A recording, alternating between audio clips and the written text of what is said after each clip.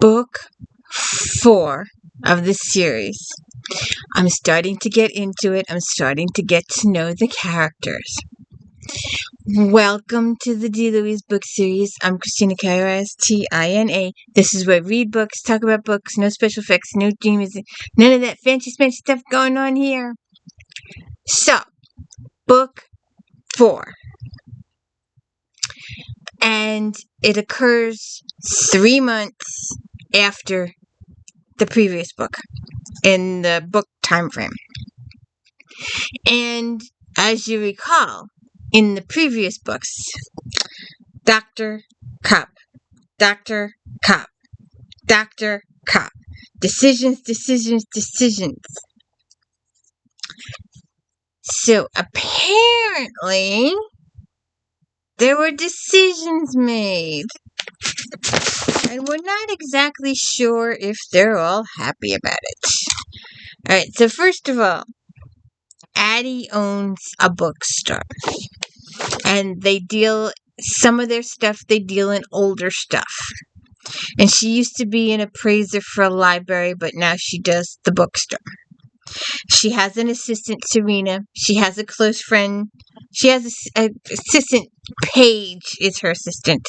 Serena is her best friend, who I have questions about. But Serena is also Mark's brother. Mark is the cop.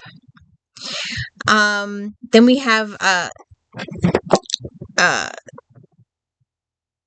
Simon Emerson is the doctor and the medical examiner who does the autopsies. Then we have an appearance by this lady who we weren't sure till the end of the book, but she's going to be a new recurring character, Kalia, a cousin. And apparently there's this house on the hill that's supposedly haunted. And Serena is like, it's haunted, and Paige has got the haunted stories on it, and it's the haunted stuff. But Addie is like, it's just a house. So anyway, they go up to the house, to the auction place, and she runs into Blake, an old friend of hers she knows from the past. And he's hired Charlotte's company to handle the auction, and Charlotte gets in their faces, and one thing leads to another. It's not a straight line. And Addie and Kalia end up appraising the final books for the auction, which is going to be in the next day or so. So they spend the whole day in this really seclusive room, writing up appraisals for these books. And Addie finds a really, really, really, really old edition of Sherlock Holmes. Massively old, worth thousands upon thousands of dollars. So anyway, they just before they leave, her cousin Kalia meets this cute guy. Because Addie and Kalita were going to go to have a nice little dinner together because they spent the whole day doing this stuff and they deserved a little reward. But then Kalia meets this cute guy. Bye, Addie. Goodbye. Solo. Bye. And her cousin disappears for almost the entire rest of the book. Everybody's looking for her, can't find her. She's a no-show. She left a hotel room. No-show. In the meantime, the next day, Addie goes back to the auction house, and the room where she was doing the books before was sealed. It was sealed. You couldn't get into it. They ended up having to break into the room, and when they break into the room, which was locked from the inside, they find Charlotte, the lady that they got into it the day before, deceased. And then, of course, call the police, and Mark arrives. And not only is apparently Mark went on a vacation to Quantico to take some FBI courses. And while he was at Quantico, he met Riley. And after they finished up, Riley and Mark went to Italy together and did not tell anybody. Mark told his parents, but did not tell his sister or anybody else what was going on. So he shows up after being absentee for over 3 months, to reveal that he had gone to Quantico. Then he went to Italy with this woman, and Addie is their suspect, and she is an FBI agent, and she's going to be working with Mark. And her whole thing, this whole book, is trying to frame Addie for this murder. And she's determined to use everything she's got in her to frame Addie for murder. Going, look, this. And Addie picks apart their pieces, and she's upset with Mark for going along with it all. And she's like, hey, it rained last night. If someone came in here through this window, there'd be muddy footprints here. There'd be something. See? She picks and knits and picks at all his evidence and picks it apart and destroys it. And yet Riley, the new FBI detective girlfriend, is like determined. And Mark treats her harshly for the first few times. He's upset because he proposed marriage, and Addie had said no. And then of course he went off to Quantico, and then he went off to Italy with that other woman, that nasty little thing, who's all macho and self-efficient and FBI trained, and So Addie's got a little the girlfriend, the resentment, the stuff too, but Riley really seems to be with the trying to frame Addie the whole book. She's just irritating as all hell. And poor Addie, every time she turns around, Mark has to purr Riley, that evil bitch of a new girlfriend, deputy, FBI agent, whatever she is. She's like, she convinces Mark to get a warrant to search his sister's tea shop to make sure that none of her teas that Charlotte may have made not drunk may have assisted in her death. This girl I just don't like her. I just don't like Miss Riley. I just don't like her. She's butting in where she doesn't belong. And she's doing all this little, it's just irritating as all hell. I did not like her. Not at all. And supposedly, you don't see much, there may be a little break in that wall, but I don't feel the connection between Addie and Simon. I just don't. I feel it between her and Mark now, but I don't feel it between her and Simon. I feel between her and Simon is a little on the forced side. And there is a scene, and apparently it jumps the broomstick, and it's like, But, they may go back and forth. That may be a thing. But now, at the end, you get the unfortunate news, sorry, spoiler alert, that Riley might be hanging around for an extended period of time. And so will Kalia be hanging around for an extended period of time.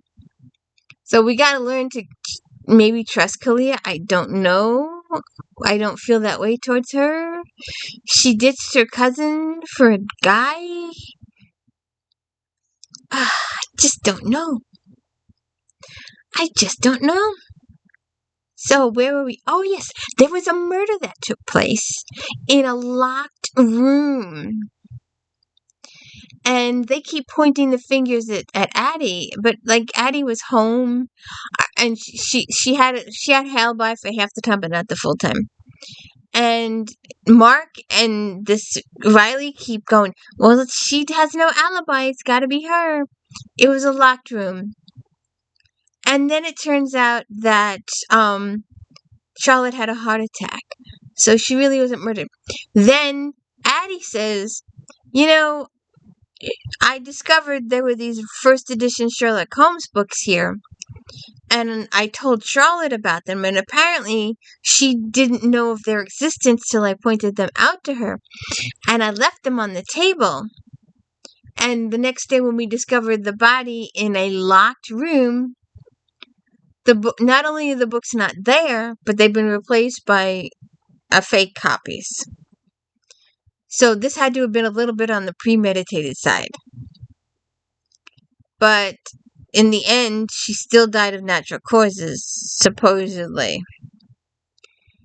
And the killer, and there's a couple of vengeful people in here. There's a couple of guilty people. There's a couple of subplots, but you're not really told about those. You're told it's one thing until the end, until it's broken down for you at the very, very end. But apparently, and she takes Jerry there first time, and they're pressing all the books and doing all the stuff, and nothing. It's the next day when she goes back with Simon that they press the right buttons that reveals the hidden room in the library where Charlotte was found.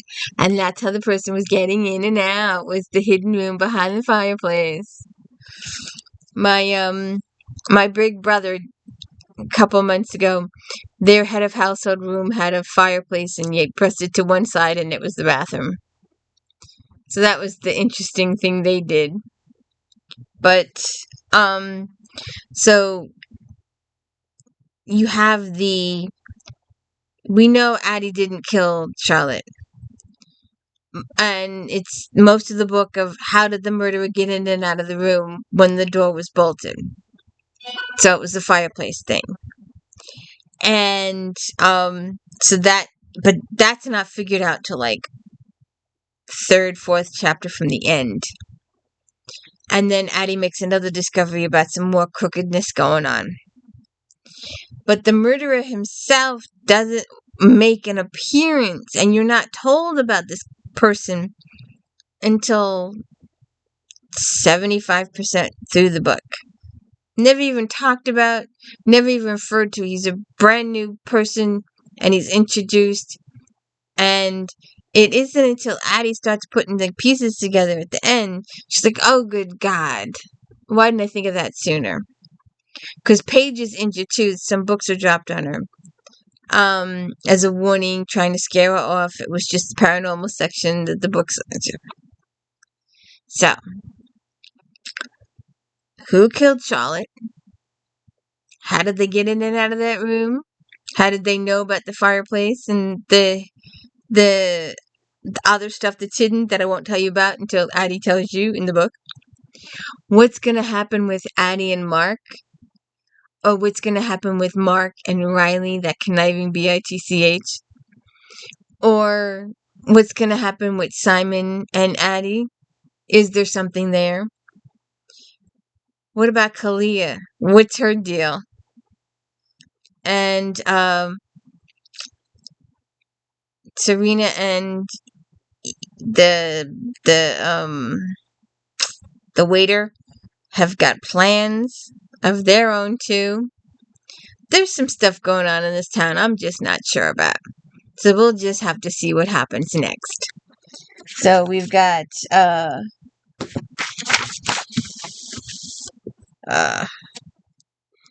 page marked for murder, under the cover of murder, and to the tomb of murder. So those are the ones we have on hand now. We're working to get the others. So let me know. Proof of murder. Nice little cozy mystery. And we probably will be including this in an if-then coming down the road. I'm planning an if-then, and this will fit into the category. But don't forget to check out Voyager Fridays or Star Trek Fridays. Star Trek was the past 3 years. We've started on Voyager now. Flashback Monday's just about over, but I've got a new thing planned. And if-then Fridays. If you like this, then maybe you like that author. And there's homicides, there's detective, there's forensics, there's vampires, there's dragons, there's cozy Thanksgiving, cozy Halloween, cozy Christmas, cozy Valentine's, cozy Easter. I ran the muck last year. We're doing different stuff this year. So have a good one.